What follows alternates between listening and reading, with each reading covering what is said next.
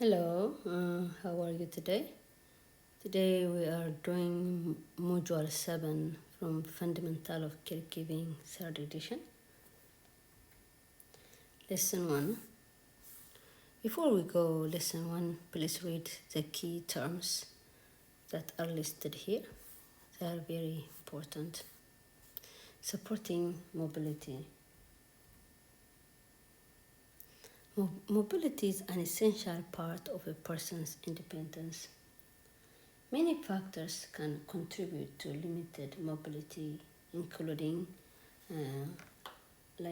physical injury, medication, or can be hearing or eyesight. All these things can cause physical and mental and emotional effects.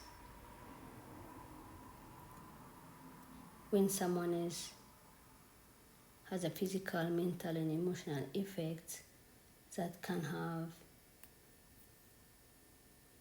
effect on their daily living, like they can have constipation, urinary problem, depression, anxiety, and more. So caregivers who are working with clients with limited mobility, they need to help clients. Helping a client move is physically demanding and can cause serious injury. The proper body mechanics and techniques will help you protect your back, neck, shoulder, knees, and wrists.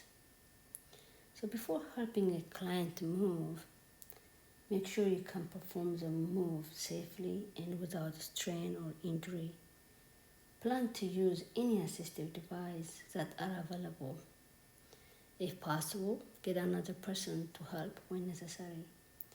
Before you support any weight, make sure that your body is steady in a strong position. Spread your feet about shoulder width apart and put on one foot slightly in front of the other. This position will keep you steady and protect your spine.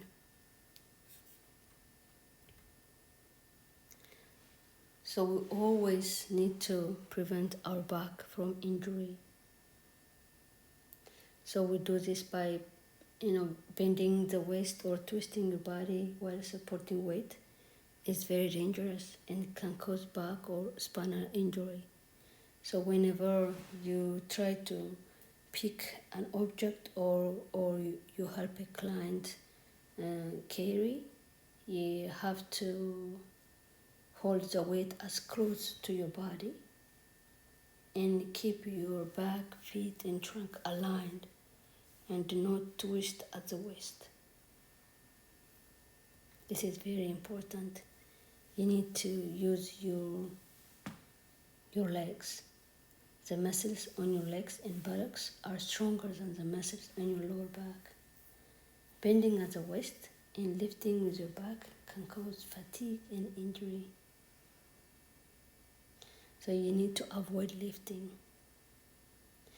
As much as possible, consider pulling, pushing, or sliding heavy objects instead of lifting them.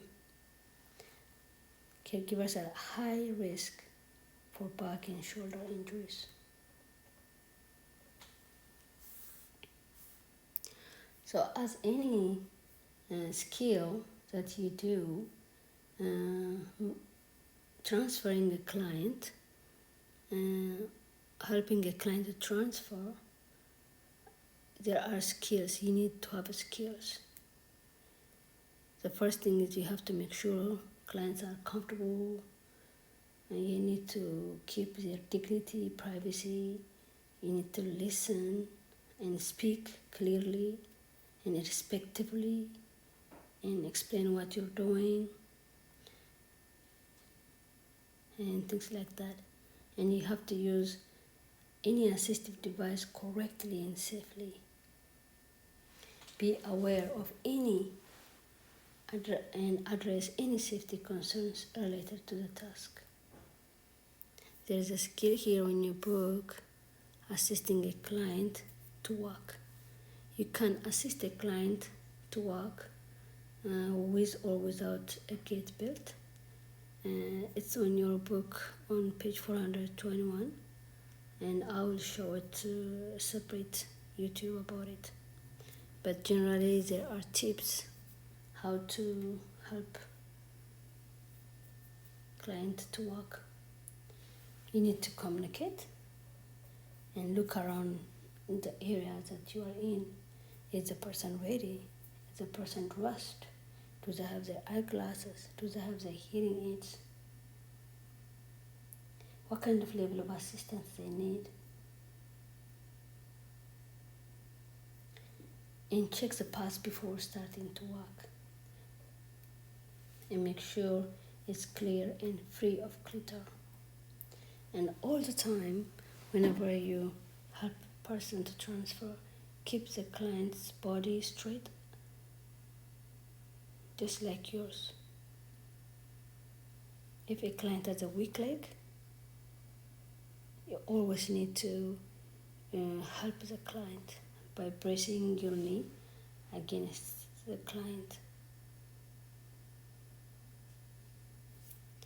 Once the client is standing up, it's good to suggest that the client to stand straight, look forward, and keep a measured, smooth rhythm. Okay, your book shows how to help or assist clients to walk the stairs up and down. It's generally up is good, down is bad.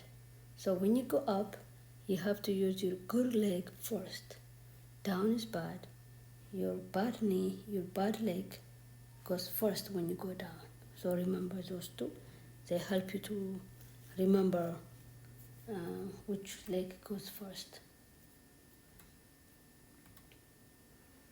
There are different kind of assistive devices that we can use, like walkers, canes, crutches, and braces, and more. But your book talks about those, and it's good to know them and familiarize yourself with them.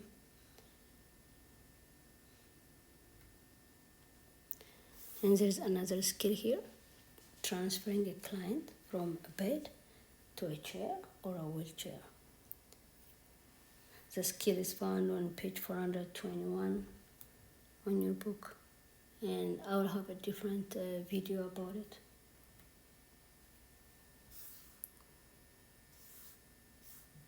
Transfer.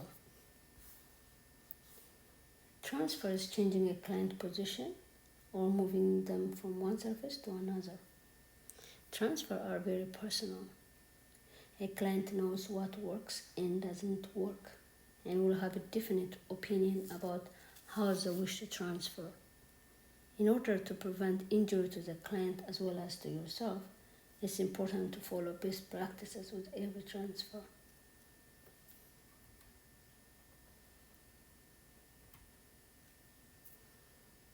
There are a gait belt or transfer belt. Yeah, you are using that to transfer. There are different things that you use. We use a draw sheet. We also use a mechanical lift, like a seat to stand, Hoyer lift, and other enablers, like side rails or bed canes, like that. I'm sure everybody knows how to use a gait belt, but I will show it on my YouTube.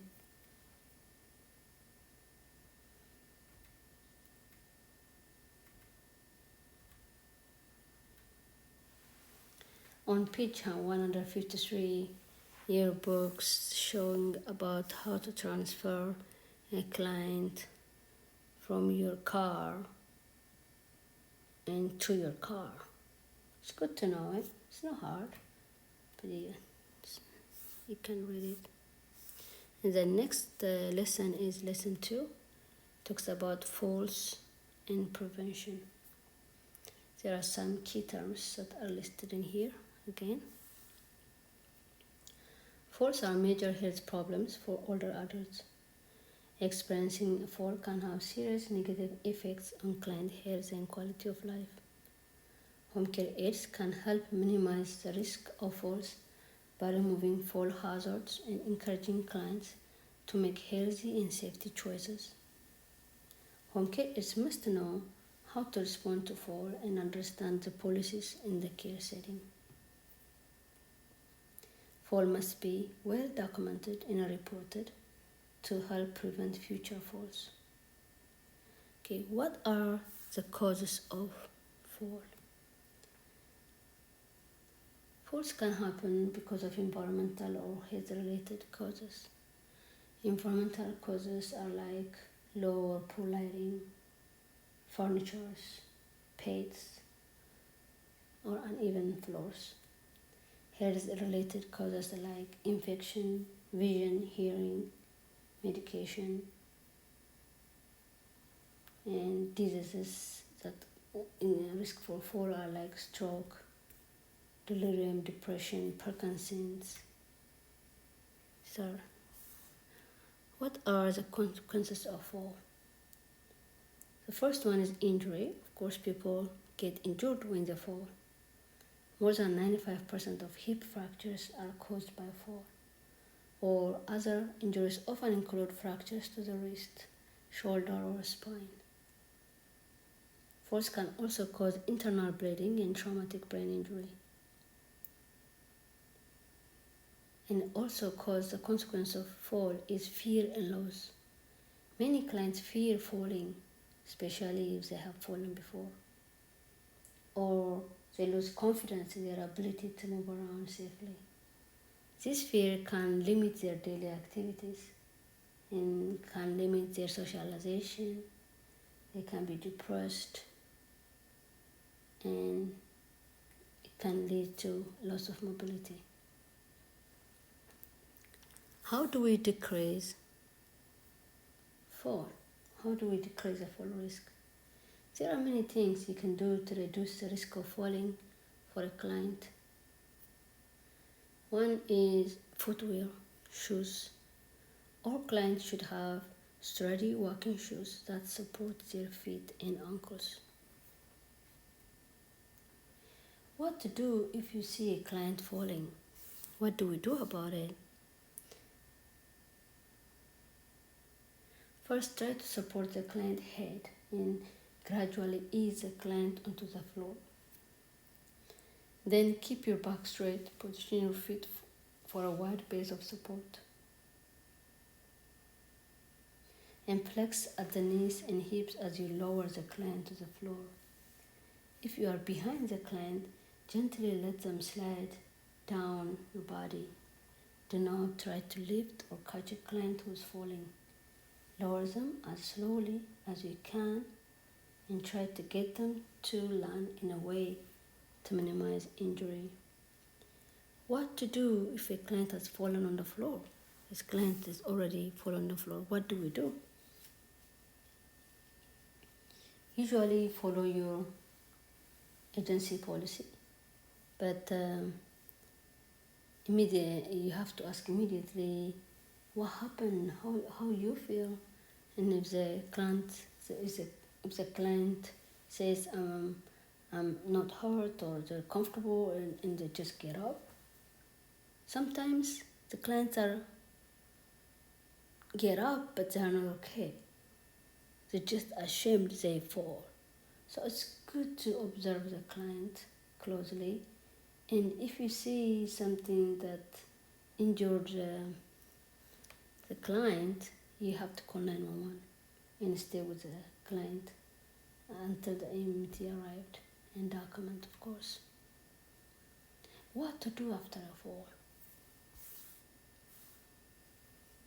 After a fall, monitor the client for injuries or changes in condition and respond to them promptly. Look at the client's body to see if there are any injuries, bruises, cuts, abrasions. Check for skin temperature. Listen for changes in breathing. Do the vital signs. Of course, you have to report to your supervisor or provider. The fall will also probably be reported to the client's doctor or family member, and you have to document. Thank you very much.